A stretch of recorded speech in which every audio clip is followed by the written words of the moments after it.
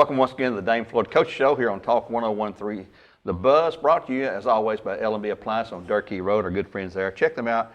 Big enough to serve you, small enough to appreciate your business. I'd like to welcome once again Coach Damon Floyd in our weekly discussion about Bradley Central football coach. Had a week off. Hopefully we got some things healed up and bruises and things, and then we have a JV game last night and lose another player. Yeah, not a week off, a game off. off. Everybody always says a week off. We don't take off. Yeah. But yeah, it's usually I'm not in favor of an open week during the season, but it came at a good time for us this year because we've had a lot of injuries, and that's just the way the ball bounces sometimes, and it's a physical game, and you'll have injuries every year, and every team does, and that's why all the guys practice and the next man up mentality, but.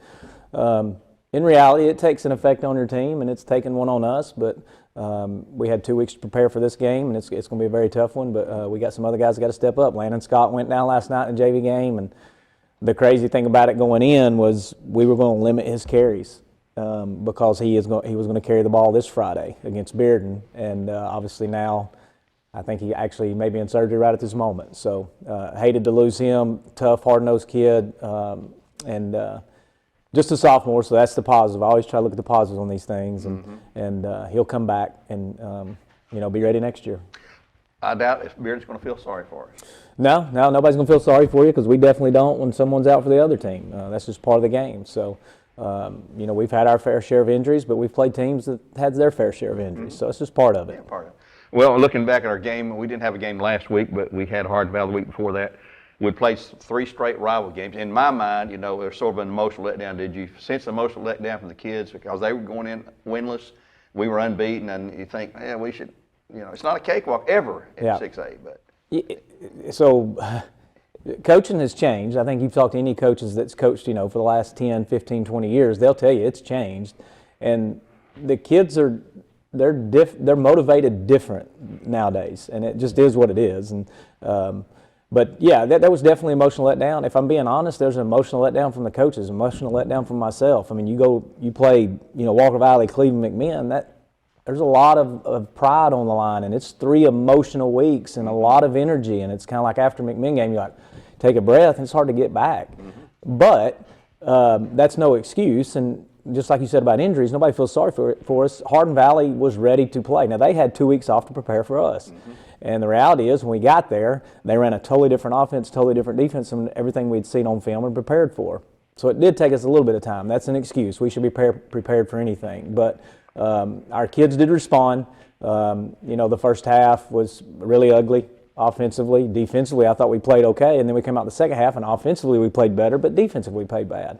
And really, that's kind of the way we've been all year. If you go back to McMinn game, defense played really well the first half. Offense played well, really all game.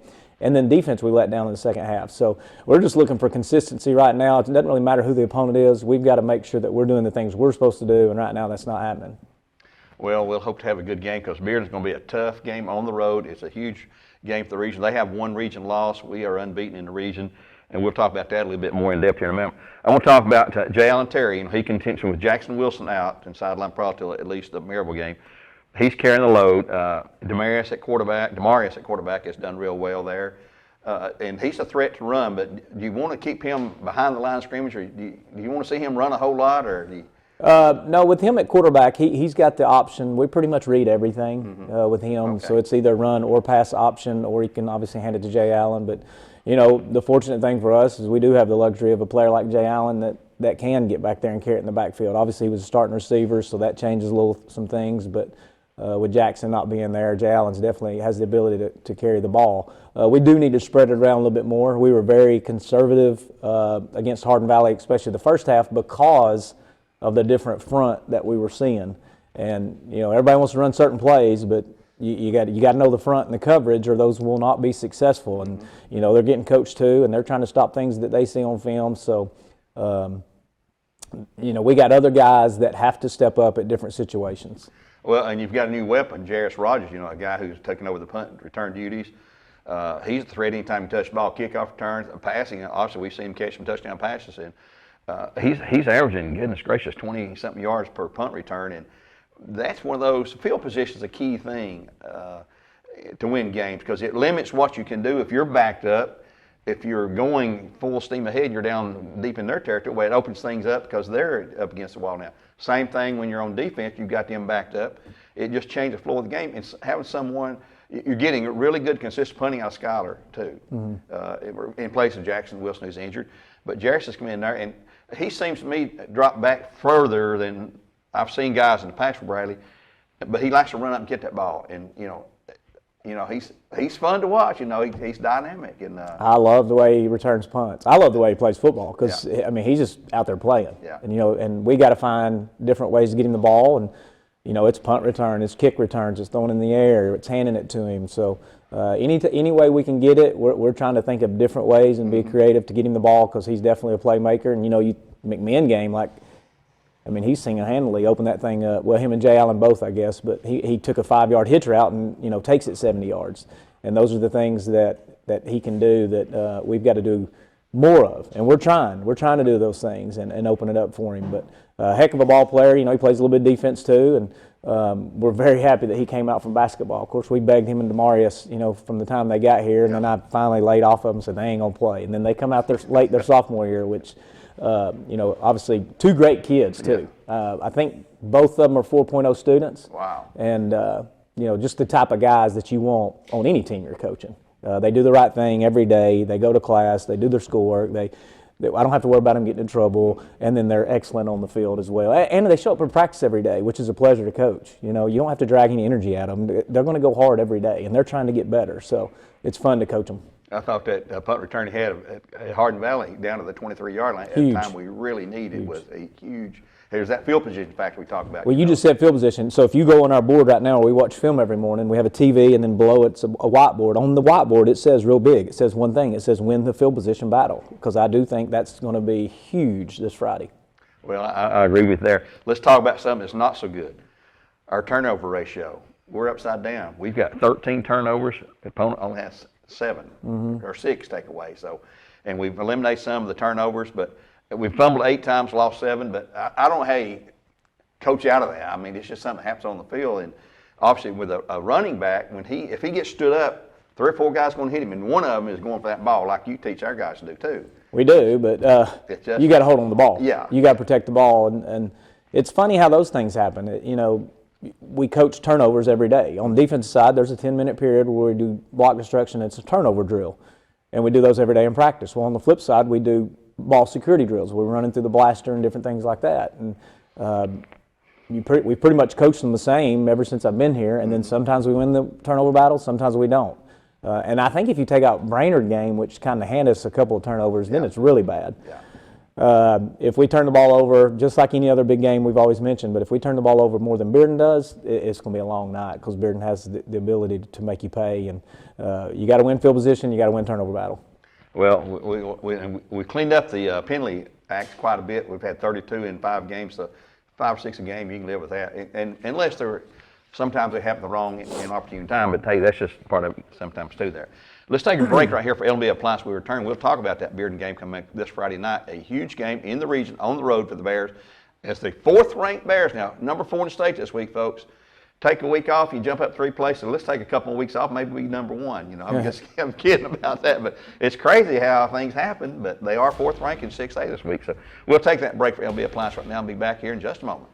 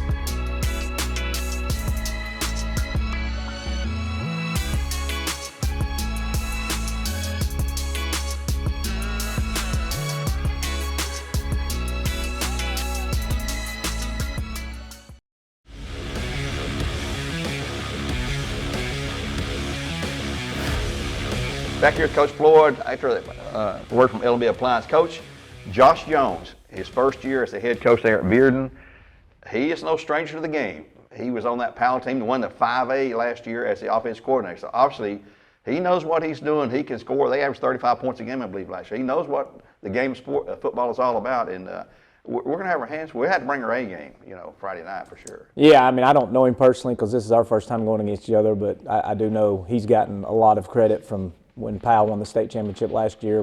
He was the offensive coordinator, and you turn on film this year, and we've seen a lot of their games, and there's a reason why they score all those points. First of all, they have some talent. Second of all, he's really good at going against fronts and coverages and calling plays, and he's taking advantage of those weak spots that are on defenses, and then in the end, these kids are making plays. The quarterback, he's just sophomore, but he rolls around. He's a playmaker. He's got really good pre-snap, recognizing what you're in. So if you don't cover up everything and they've got a little bit of leverage, he's going to throw it in there.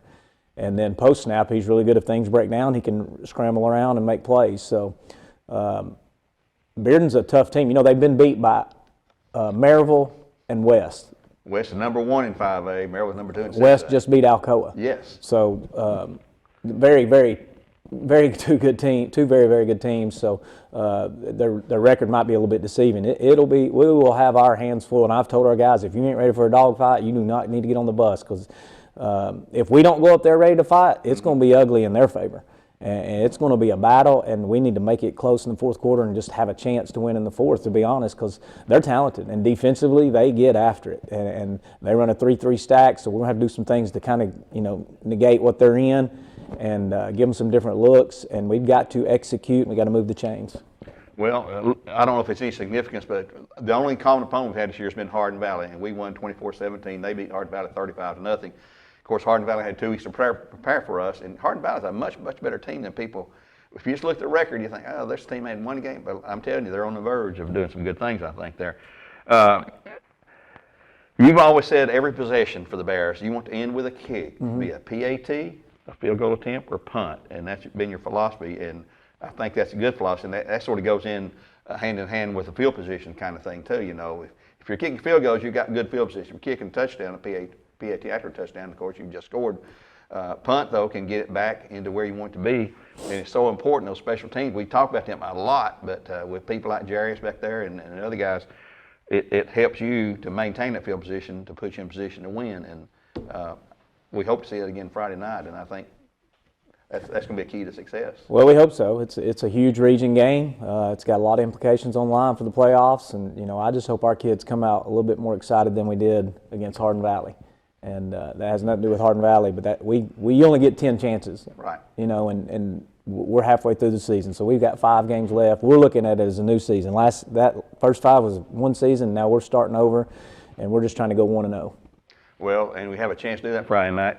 And this is a huge game with Bearden, with 1 region loss. You know what they're thinking. Hey, we got to have this win Friday night against the Bears to have a shot at the region title. They've already lost Maryville, so they're head-to-head. They've already got that loss there. So we've got Farragut coming up at a home game. I know we don't like to talk about future games, but we got them and Maryville coming up, and then non-region, we've got Oodawall here at home and Ray County on the road. So we only got, this season is just flying by. It is. But I think if you look at, in reality, you look at the first half of our season versus the second, yeah. You can look at records and see the second half of the season is going to be a little tougher. We got some tougher teams. So we got to come ready to play. You're going to have to earn it to win it, It's going to be fun for you there. It should be a humdinger game Friday night. Kickoff at 7 o'clock there at Bearden. We'll have pregame here on the Buzz at 5:30, so we want you to join us there.